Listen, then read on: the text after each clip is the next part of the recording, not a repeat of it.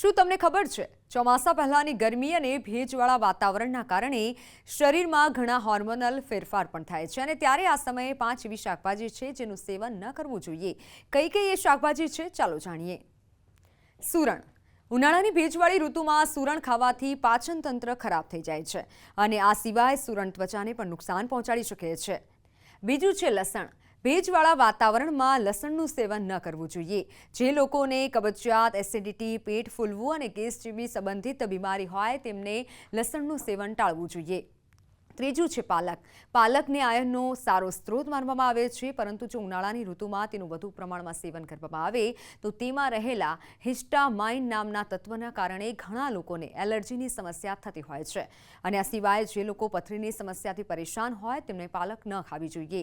તો આજે હું તમને જણાવીશ કે તમારે કયા શાકભાજી ના ખાવા જોઈએ જેથી તમારા શરીરને હાનિકારક ના થાય।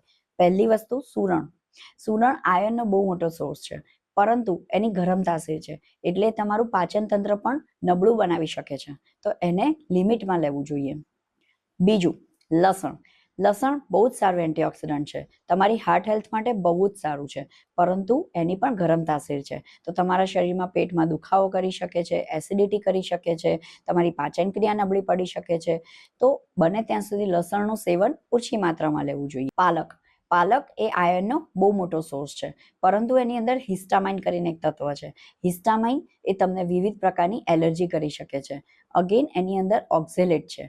ઓક્ઝેલેટ એ કિડનીના પથરી કરી શકે છે, તો જરૂર કરતાં વધારે માત્રામાં પાલકને ના લેવાય। અઠવાડિયામાં 2 કે 3 વાર પાલક લઈ શકો તમે। ચોથું છે બીટરૂટ। ભેજવાળી ઉનાળાની ઋતુમાં બીટરૂટનું વધુ પ્રમાણમાં સેવન કરવામાં આવે તો તે તમારા માટે મુશ્કેલીનું કારણ બની શકે છે।